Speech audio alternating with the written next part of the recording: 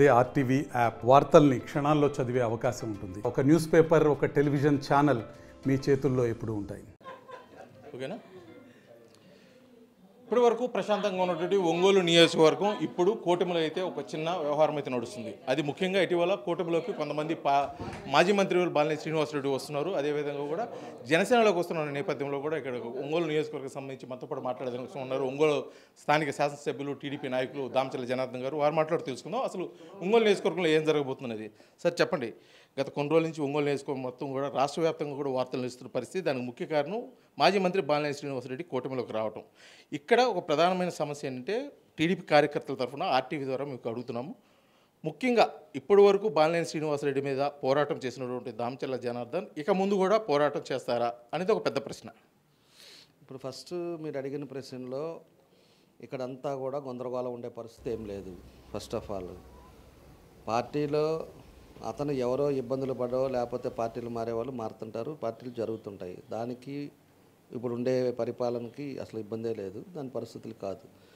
రెండోది అంటారా, మా ఇదివరకు ఏ విధంగా జరుగుతుందో అడ్మినిస్ట్రేషన్ అదే విధంగా జరుగుతుంది. ఎవరికి ఈల్డ్ అయ్యేది ఉండదు, ఎవరు చెప్పేది ఆలోచన పరిధిలోకి తీసుకునేది లేదు. కార్యకర్తలు కావచ్చు, ఇక్కడ ఒంగోలులో ప్రజలు కావచ్చు, తప్పకుండా కూడా ఈ తెలుగుదేశం ప్రభుత్వంలో ఎన్డీఏ గవర్నమెంట్లో పూర్తిగా న్యాయం జరిగేటట్టుగా, పూర్తిగా వాళ్ళకి అన్ని విధాలుగా కూడా ఇబ్బంది లేకుండా మా పద్ధతులు మేము పనిచేస్తాం. అంత తప్పితే ఇక్కడ కన్ఫ్యూజనో లేకపోతే ఇంకోటో అటువంటిది ఏం లేదు. మూడో పాయింట్ వచ్చేసి, ఎవరైతే 5 సంవత్సరాలలో ఈరోజు ఎన్డీఏ గవర్నమెంట్ వాళ్ళని కానీ ముఖ్యంగా తెలుగుదేశం వాళ్ళని కానీ ఇబ్బందులు పెట్టారో, వాళ్ళందరినీ కూడా అరెస్ట్ చేశారో, అదేవిధంగా ఆస్తులు కబ్జాలు చేశారో, వాళ్ళ ఇష్టారాజ్యంగా ఎవరైతే వ్యవహరించారో వాళ్ళందరినీ మాత్రం చట్ట ప్రకారంగా చర్యలు మాత్రం తప్పదు. దానికి 100% జరుగుతుంది. అయితే ఇప్పుడు కూటమిలోకి మాజీ మంత్రి బాలినేని శ్రీనివాసరెడ్డి వస్తున్న ఇటువంటి పరిస్థితుల్లో జనసేన అధినేత పవన్ కళ్యాణ్ మీరు కలవటం కానీ, దానికి సంబంధించి బాలినేని మీద గతంలో ఆరోపణలు అనేకం ఉన్నాయి, వాటి గురించి వివరించడం కానీ ఏమైనా జరిగింది? లేదు. నేను పవన్ కళ్యాణ్ గారిని మొన్న మీటింగ్ జరిగినప్పుడు జస్ట్ అడిగాను, ఏంటంటే ఇట్లాంటి రూమర్స్ వస్తూ ఉన్నాయి, అతను ఏమైనా చేర్చుకుంటున్నారంటే 8 నెలల నుంచి అడుగుతున్నాడు, రేపేదో అపాయింట్మెంట్ ఇద్దామని చెప్పేసి అని అన్నాడు. సరే మీ ఇష్టం సార్ అని చెప్పి, అంతే. అంతకంటే అక్కడ మాకు డిస్కషన్ ఏం జరగలేదు. నేను కూడా ఒకటే తెలియపరిచేది ఏంటి అంటే, పరిస్థితులు వాళ్ళు వేరే ఎన్డీఏ గవర్నమెంట్లోనే ఒక పార్టీలో చేరినా కూడా అతను చేసిన పాపాలు కానీ లేకపోతే ఎవరినైతే ఇబ్బందులు పెట్టారో అవన్నీ కూడా ఆగవు. ఖచ్చితంగా దాని ఇంప్లిమెంట్ జరుగుతాయి. దానికి క్లీన్గా మనకి మీడియాలోనే వీడియో క్లిప్పింగ్స్తో సహా అన్నీ ఉన్నాయి, ఎవిడెన్స్ ఉన్నాయి. ఎవరెవరు చేశారు, ఏ విధంగా చేశారు, ఎంతమందిని కొట్టారు, ఈరోజు జైలుకి వెళ్ళారు, నానా ఇబ్బందులు పడ్డారు. 18 రోజులు రిమాండ్లో ఉంటే వాళ్ళ కుటుంబ సభ్యులు ఎంత బాధపడ్డారో అది నాకు తెలుసు. ఈరోజు మనం వేగ్గా ఏదో ఆ పార్టీలోకి వస్తున్నారు, ఈ పార్టీలోకి వస్తున్నారు అనేది మాత్రం అనుకున్నంత మాత్రాన చట్ట ప్రకారంగా అన్నీ జరుగుతూ పోతూ ఉంటాయి. దానికి ఏం జరగాలో ఏం చేయాలనేది అది న్యాయ పద్ధతిలో జరుగుతుంది. ఎందుకంటే ఆల్రెడీ అన్ని కేసులు పెట్టినాయి, కోర్టుల్లో జరుగుతున్నాయి, అన్నీ జరుగుతున్నాయి. నేను ఎటువంటి అవినీతి చేయలేదు, నేనే సీఎం ముఖ్యమంత్రికి ఒక లెటర్ కూడా రాశాను, నేను ఏదైనా అవినీతి చేస్తుంటే నాపై చర్యలు తీసుకోమని చెప్పేసి కూడా అతను బహిరంగంగా చెప్తున్న పరిస్థితి. మీరు అవినీతి చేశాడు కాబట్టి దానికి సంబంధించి మేము కొనసాగుతాము, దాని మీద పోరాటం అని చెప్పేసి అంటున్నారు. ఇది ఎలా జరుగుతుంది? మర్డర్ చేసే అతను నేను మర్డర్ చేశానని చెప్పడు, రేప్ చేసినోడు నేను రేప్ చేశానని చెప్పడు. కాబట్టి నేను అవినీతి చేయలేదని చెప్పేసి అతను చెప్పుకుంటాడు తప్పితే అవినీతి ఏం చేశాడా ఏందా అనేది నిర్ధారణ అవుతుంది. 3 నెలలే అయ్యింది, దానికి కంక్లూజన్ వస్తుంది. కంక్లూజన్లో ఎవిడెన్స్ తోటి వస్తాయి. ఎవిడెన్స్ చెప్పి ఈ ప్రజలకు సమాధానం చెప్పాల్సిన అవసరం వస్తుంది. అంతేగాని నేను చేయలేదు నేను ముఖ్యమంత్రికి పంపించానంటే ముఖ్యమంత్రి గారికి ఇతను పంపించే లెటర్లు చూసుకోవడానికి అంత టైం లేదు.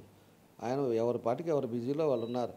ఎందుకంటే 5 సంవత్సరాలు సర్వనాశనం చేసి, ఆర్థిక వ్యవస్థ నాశనం చేసి, ఈరోజు రాష్ట్రాన్ని అగోదగతం చేసి పెట్టిపోయారు. దాన్ని ఒక్కోటి తీసుకోవడానికే ఆయనకి టైం సరిపోవట్లా. కాబట్టి ఇలాంటి లెటర్లు ఇచ్చాను ఇవన్నీ అంటుంటారు, అన్నీ జరుగుతూ ఉంటాయి. కానీ ఏం జరుగుతుంది, ఎక్కడేం జరిగింది అనేది మాత్రం ప్రజలకు తెలియపరచాల్సిన బాధ్యత నా మీద ఉంది. ఈరోజు ఒక మంచి నమ్మకం మీద ఈరోజు మమ్మల్ని మెజారిటీతో గెలిపించారు. కాబట్టి ప్రజలకి ఎక్కడా కూడా ఇబ్బందులు రాకుండా, అభివృద్ధితో పాటు ఎక్కడైతే ఇబ్బందులు పడి స్థలాలు పోగొట్టుకొని ఈరోజు 200 కేసులు కోర్టులో జరుగుతున్నాయో వాళ్ళ స్థలాలకు వాళ్ళకి ఇప్పించాల్సిన బాధ్యత కూడా ఇప్పుడు ఇవాళ నా మీద ఉంది. కాబట్టి నేను అతని మీద నాకు వ్యక్తిగతంగా మాకు అవసరం లేదు, వ్యక్తిగతంగా మాట్లాడాల్సిన అవసరం లేదు. వాళ్ళ కొడుకు ఏం చేశాడా, ఎవరేం చేశారా అనేది దీంట్లో ఎవరెవరు బాధ్యులు ఉన్నారో అవి తప్పకుండా జరుగుతుంది.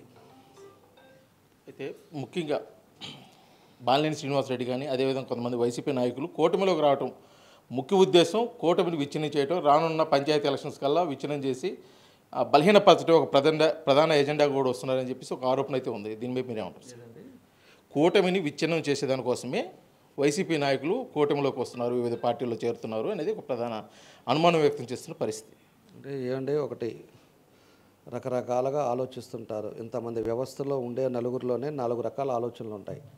దాన్ని ఏదో ఒకటి కూటమిని బద్దలు చేయాలనో, కూటమిని ఇంకోటి చేయాలనో, ఎన్ని చేయాలనే ఆలోచనలు ఈరోజు ఎన్ని పెట్టుకున్నా కూడా అవన్నీ జరిగేది కాదు. ఈరోజు పవన్ కళ్యాణ్ గారు కానీ, చంద్రబాబు నాయుడు గారు కానీ ఒక సొంత అన్నదమ్ముల మాదిరి వాళ్ళు చర్చించుకున్నా కూడా ఏది ప్రభుత్వంలో అవసరాలను బట్టి వాళ్ళు చాలా క్లీన్గా ఉన్నారు. వాళ్ళు మాత్రం బయట మాట్లాడేది, మీడియాల్లో మాట్లాడేది వాళ్ళు ఏదో విధంగా చేయాలని చెప్పేసి ఎన్ని మాట్లాడినా కూడా అలాంటివన్నీ ఎన్డీఏలో ఉండదు. ఎన్డీఏలో అందరు కూడా కలిసి నిర్ణయాలు తీసుకుంటున్నారు, కలిసి డెవలప్మెంట్లో యాక్టివిటీస్లో ఉంటారు.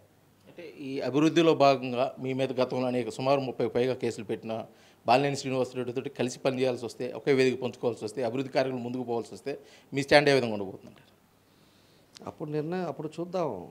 ఇప్పుడు ఈ లోపు ఆయన నిజాయితీ పరుడు, నేను అవినీతి పరుడు కాదు, వాళ్ళ ముఖ్యమంత్రిగా పంపించాను అన్నాడు. ఇవన్నీ వస్తాయి కదా. వచ్చినప్పుడు దాన్ని బట్టి ఒక నిర్ణయాలు తీసుకుంటాం. మీరు ఆతృత పడగాకండి. ప్రెస్ వాళ్ళు ఆతృత పడేసి మీరు ఏదంటే అది మాట్లాడేసి ఏంటంటే చేసుకునే పరిస్థితులు వద్దు. పరిస్థితులు ఏ విధంగా జరగాలో పరిస్థితులను బట్టి ఆ విధంగా పోతాం. ఆ రోజు ఉండే పరిస్థితులు ఏ విధంగా ఉందో మా వాళ్ళంతా ఉన్నారు. ఇవాళ కార్పొరేటర్లు, మన మేయర్ గారు వీళ్ళందరూ వచ్చారు, పార్టీలోకి వచ్చారు. ఈరోజు వాళ్ళు స్టాండ్ బై అయ్యి ఉన్నారు. వాళ్ళకి అన్ని ఫోన్లు వస్తున్నాయి, వాళ్ళని ఇబ్బందులు పెడుతున్నారు, కార్పొరేటర్లకు ఫోన్లు చేస్తున్నారు, డబ్బులు ఇస్తానంటున్నారు, మీరు రండి నేను చేరుతున్నాను అంటున్నాడు. ఎవరు కూడా కదల్లా. ఈరోజు ఆ పార్టీలో ఉండేవాళ్ళు కూడా చాలామంది ఆగుతున్నారు. వీళ్ళందరూ కూడా ఆగారు అంటే ఒక నమ్మకం మీద ఆగారు. వాళ్ళతోటి సంప్రదింపులు, పార్టీలో ఉండే వాళ్ళందరూ ముఖ్య నాయకులు సంప్రదింపులు ఇవన్నీ చేసిన తర్వాత ఏ విధంగా చేయాలి ఏంది అనేది ఒక స్టెప్స్ ఉంటాయి. దాని ప్రకారంగా ముందుకు పోతాం. అయితే ముఖ్యంగా కూటమిలో కొంతమంది అభద్రతా భావంతో ఉన్న పరిస్థితి, ముఖ్యంగా టీడీపీ కార్యకర్తలేమి, శ్రేణులు అయితేమి, వారికి ఒక ఒంగోలు శాసనసభ్యులుగా మీరు ఇచ్చే భరోసా? 100% తెలుగుదేశం కార్యకర్తలు అవ్వచ్చు, జనసేన వాళ్ళు కూడా మా వాళ్ళు చాలామంది కూడా మాతో పాటు ఉన్నారు. బీజేపీ వాళ్ళు తిరిగారు, డోర్ టు డోర్ నాతో పాటు ఉన్నారు. వాళ్ళందరికీ కూడా నేను ఒకటే చెప్తున్నాను, నేను మొన్న చెప్పాను, ఇప్పుడు చెప్తున్నా, నా సాయశక్తులా మేము పనిచేస్తాం. వాళ్ళకి కావాలి, వాళ్ళు ఏదైతే మా మీద నమ్మకం పెట్టుకొని మన గెలుపు కోసం కృషి చేశారో వాళ్ళకి తప్పకుండా న్యాయం చేస్తాం. ఎవరైతే ఇబ్బందులు పడి కేసులు ఉన్నాయో కేసులు తిప్పించేదానికి ముందుకు తీసుకెళ్తాం. అదేవిధంగా ఎవరైతే ఇబ్బందులు పడ్డారో, ఎవరి వల్ల ఇబ్బంది పడ్డారో వాళ్ళని ఖచ్చితంగా చట్ట ప్రకారంగా చర్య తీసుకొని వాళ్ళందరినీ కూడా పనిష్మెంట్ అనేది వాళ్ళు పోలీసు వ్యవస్థ చూసుకునే విధంగా వాళ్ళు చేసిన పాపాలు వాళ్ళు కట్టేటట్టుగా చేస్తాం.